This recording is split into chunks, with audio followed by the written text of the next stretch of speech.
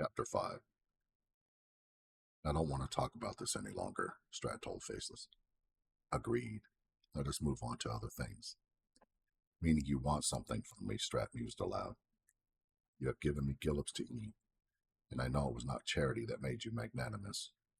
You must want something from me, and it has to do with the coalition. Faceless nodded. Just so, youngling. Why can't things be simple? Nothing is ever easy. Life is complicated for no reason, Strat complained. Greed and selfishness make the world a terrible place to live in. We would do well to learn from animals. They do not spend their lives in search of personal gain, and do not create ugly buildings to dwell in.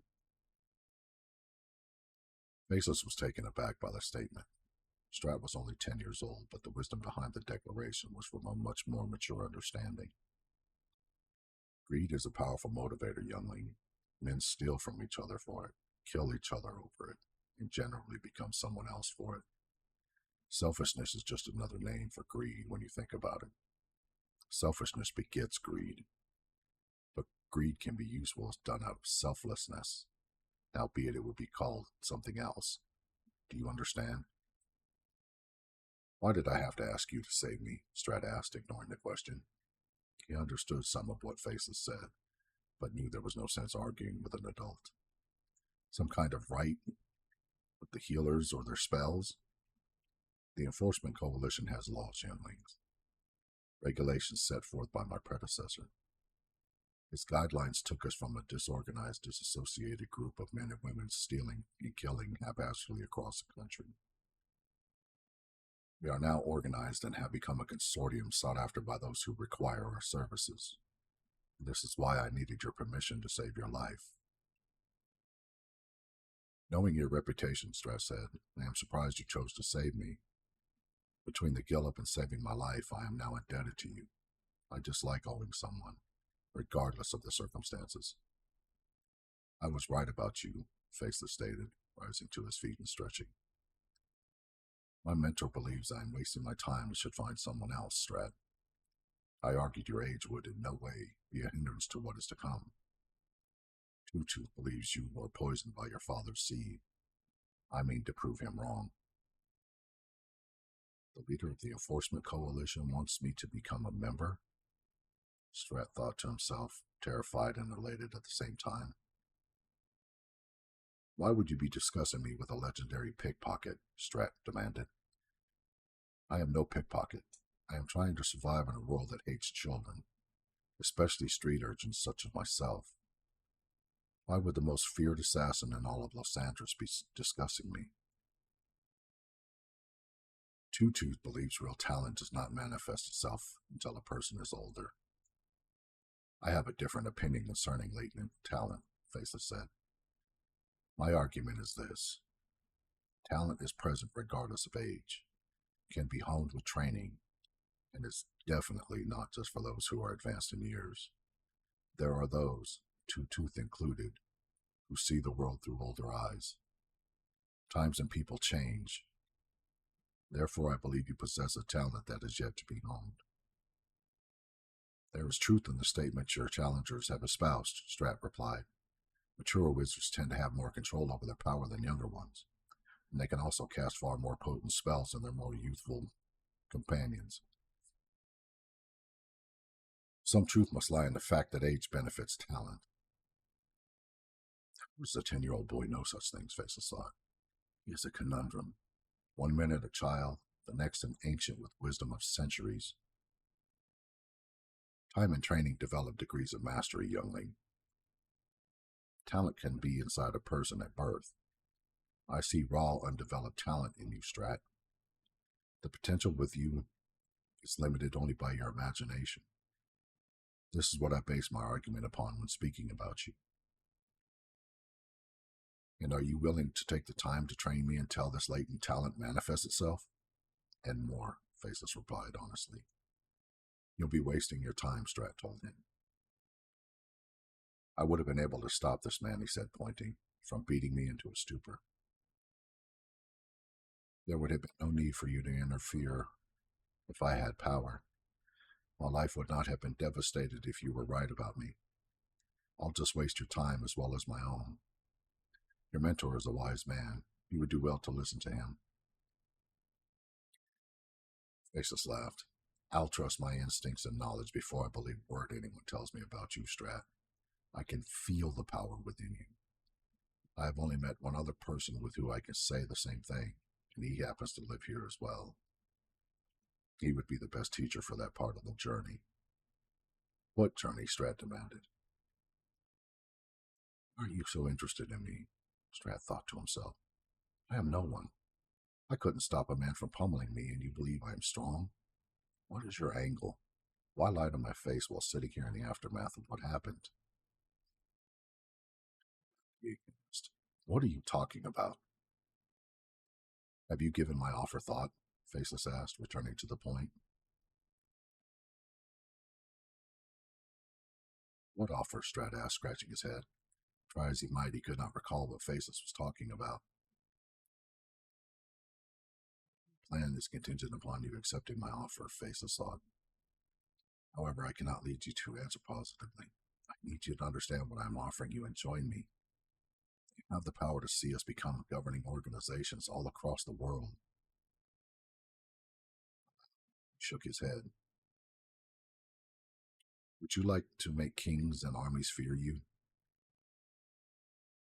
Strat had forgotten the question when it was first asked. His mind was everywhere and nowhere. He was having trouble remaining focused without thinking about what had happened to him this night.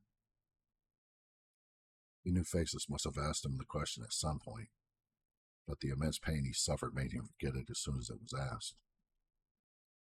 Faceless noticed the dark look that passed over Strat's features. The boy was remembering the abuse at the hands of the dead bodies lying in the alley. He would agree, but there would always be mistrust for men in his life.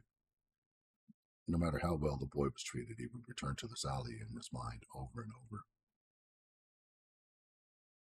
I offer a place in the enforcement coalition once you are a leader, youngling. What? Are you mad? I could never take your place. Strat stood suddenly. You're playing at some game I want no part of, Faceless. Strat stopped dead in his tracks. He wanted to run.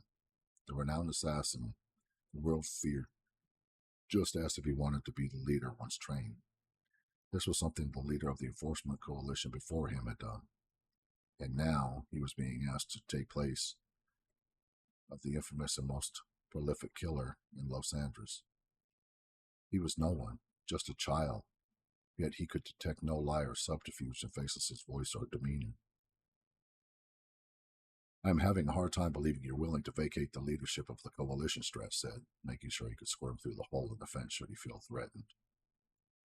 I am not here to kill you, Faceless told him. That much should be obvious. But should you need more, I am not here under contract. What does that have to do with anything? The Enforcement Coalition contracts all the assassinations in the country, Strat. We are responsible for more than Joel. This is why the consortiums were formed. No one dies outside the occasional unbound hit without a contract from the coalition. Strat remained silent. His brain was a whirlwind of information overload from the thoughts flashing through his mind. Faceless was offering him a way off the streets of City Acres.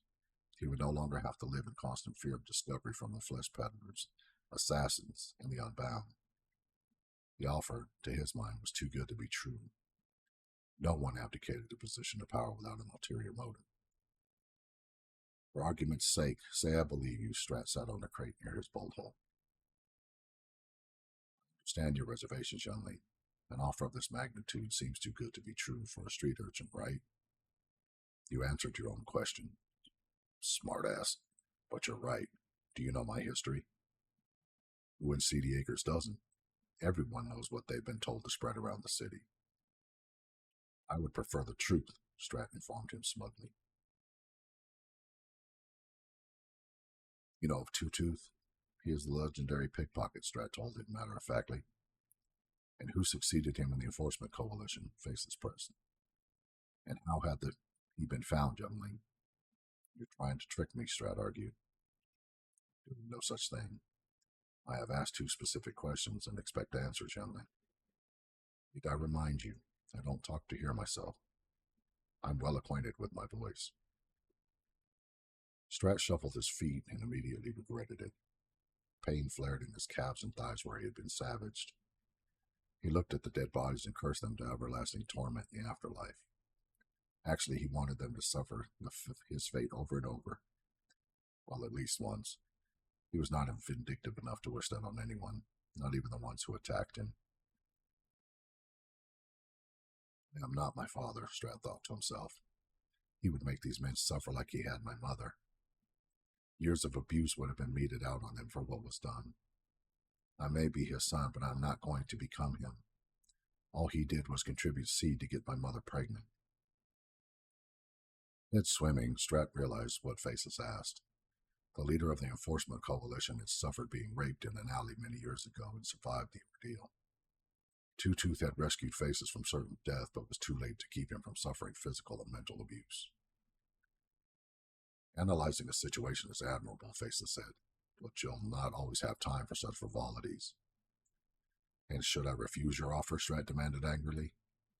Faces was trying to goad him into a hasty decision, and sympathy was not a common commodity in Seedy Acres. He would not be forced into a decision. Then I will leave you to the thugs, killers, and starvation you are living in now.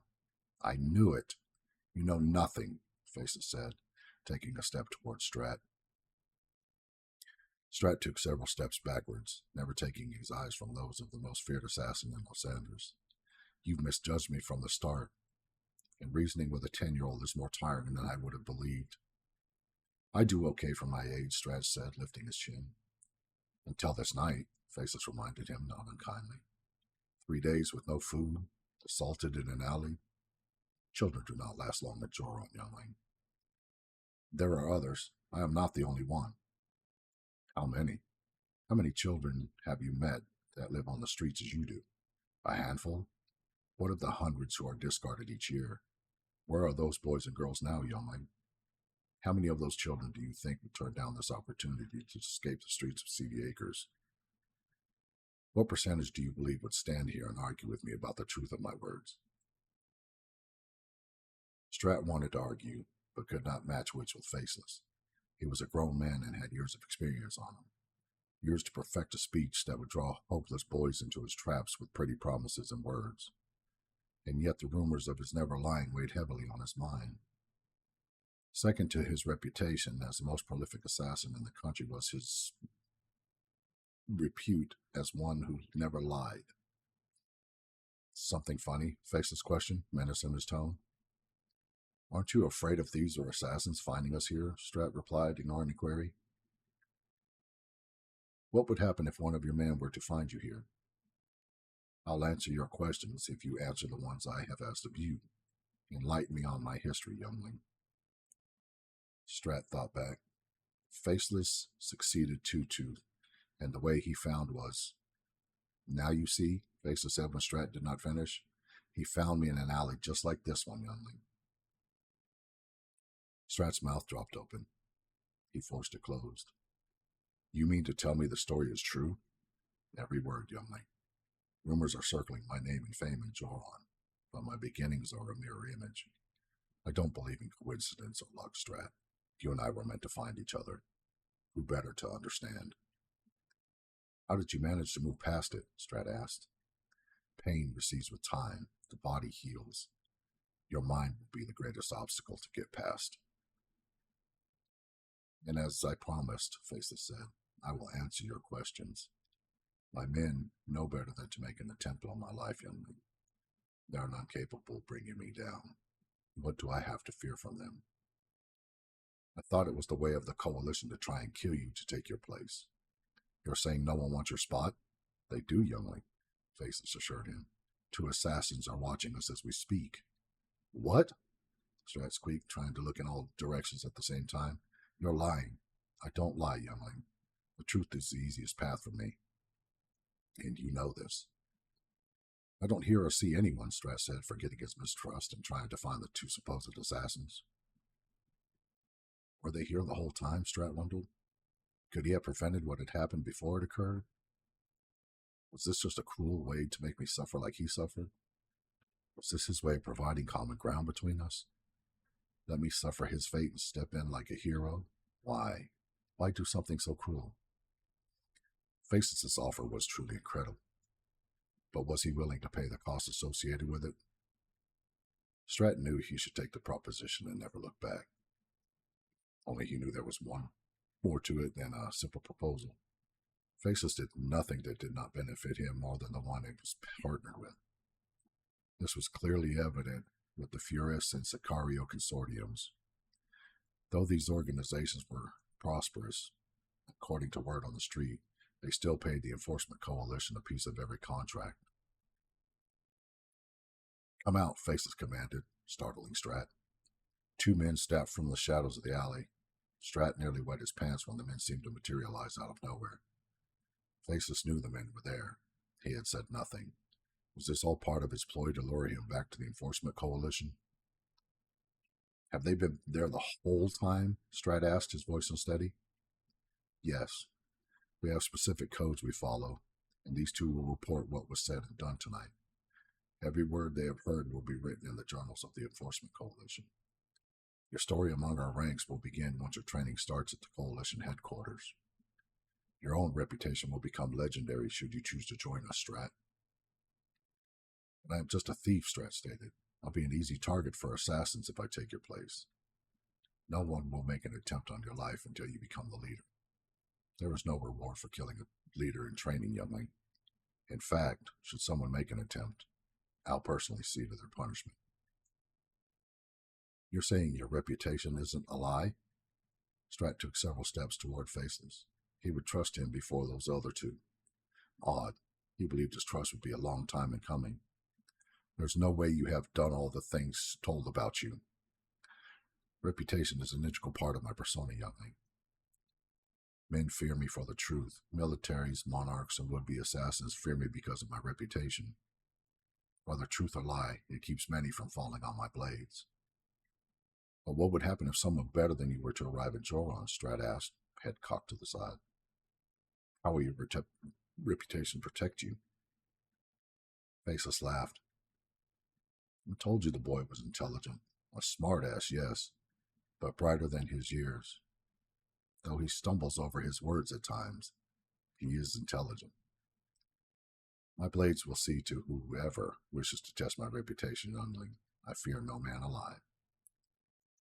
There's always someone stronger, smarter, and faster. You can't beat everyone." "No truer words have ever been spoken," Faces announced, chuckling. "So this is why your men do not try to kill you?" "No. I am faster and smarter than my adversaries, youngling. Many have tried to kill me. No one to date has succeeded." "Until the day someone does," Strat replied.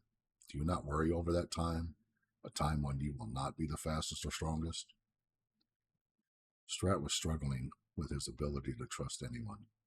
Faceless seemed genuine, but he was having trouble rationalizing anything after what happened. He wanted to get off the streets. It would be safer and healthier. Yet he didn't know if he could be trapped within a building full of grown-ups who could overpower him at any time. There would be nothing to stop them. The Enforcement Coalition had strict rules, and he was uncertain if he could live under those restrictions. "I am willing to wait until sunrise for an answer," Faces told him. "Once the sun rises, the offer is rescinded, and you return to your life.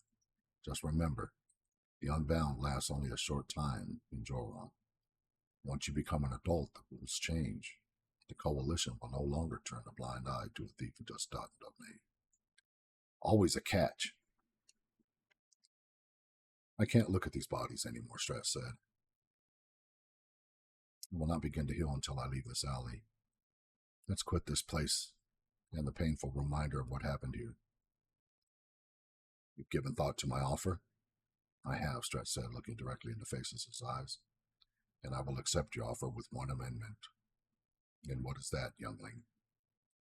"Your men will never touch me," Strat growled. "The consortiums included. I mean it. Not one member will touch me in any fashion until I become the leader. Standard laws apply once this is achieved. It is this or nothing." "My word," Faceless said, looking to his assassins. "Report what has been said." Strat watched as the men disappeared into the shadows. "Will they obey?" "They will," Faceless promised. I know what you are thinking, and the answer is still yes, youngling. This will seem like favoritism, not when the request comes from the one to be trained, youngling. Your wit has guaranteed an easier time of things than most other members of the coalition, but this does nothing to dissuade the unbound from seeking your life. Strat cursed himself for not including those people in his amendment.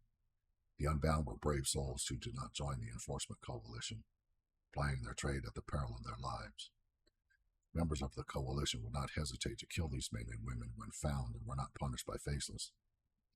Unbound refused to tie the necessary sum to operate under the protection of the enforcement coalition, and usually met with grisly ends within weeks of working in Joron. Let's find you some proper clothing and food, Faceless said, rubbing his hands together. I thought we were going to the enforcement coalition headquarters, Strat averred, his voice trembling. We are, Faceless told them. Once we find some proper food and clothing, youngling. A body deprived of food for as long as yours will need time to reacclimate itself to have something in it. We should start there. You are shaking. Are your injuries bothering you? No. My injuries are not what is bothering me, Faceless. Forgive me, youngling. I thought your fear of me was resolved. Did I not give you my word? Are you calling me a liar? Strat felt, more than heard, the menace in Faceless' voice. He knew the assassin would not stand for being insulted without repercussions. Faceless was not a man to cross. Everyone in Los Angeles knew he was not to be trifled with. I am not calling you anything. You know what I am feeling. Don't think I'll just trust you, promise or no promise. I am not looking for trust, youngling. I have made my choice and given my word. Once you are ready, I will step down, and you'll take control of the enforcement coalition and all its enterprises. You have nothing to fear from my men or me. This is not a boast, youngling. It's my honor at stake. Adults always have an ulterior motive in their dealings, Strat told him. You are no exception. You want something from me, and it is not just to make me the leader. I may be young, but I know things by instinct that cannot be taught on the street or from books in a fancy library. I have made my intentions clear, youngling. I wish to step down as the leader one day. I need someone who I believe will carry the coalition into the future and will see us the real power in the world. I give you my word on this. After which time, Faceless thought to himself, I shall take your life and the leadership back. Omission is a lie as well, Strat told him. What are you telling me is the truth, but not the whole truth of it. I feel it like someone knows one being watched. I will join the coalition, but I will never trust you. Your reputation for not lying is fabricated. Omission is lying. Having a roof over his head was something Strat yearned for, more than anything in the world. To survive each day by wits and will would feel odd in the beginning, but he believed he could become accustomed to not having to burrow beneath garbage for warmth. However, he would not allow Faceless to think himself invincible. Smart? Maybe not. A surefire way to let the assassin know it would not be an easy road? Definitely. I grow tired of standing in this alley, Faceless said. Have you come to a decision, youngling? Strat. My name is Strat, not youngling. Despite himself, Faceless could not help but wonder how Strat came by his name. He did not wish to ask. It might seem like weakness at this time. The boy had a name. Knowing how he came by that really meant nothing. He would allow himself a moment of curiosity with the boy. How did you come by your name? He asked finally. My father could not spell strategy. Faceless swallowed the laugh that threatened to escape him. Shall we leave this dismal alley now? I'll go, Strat said grudgingly.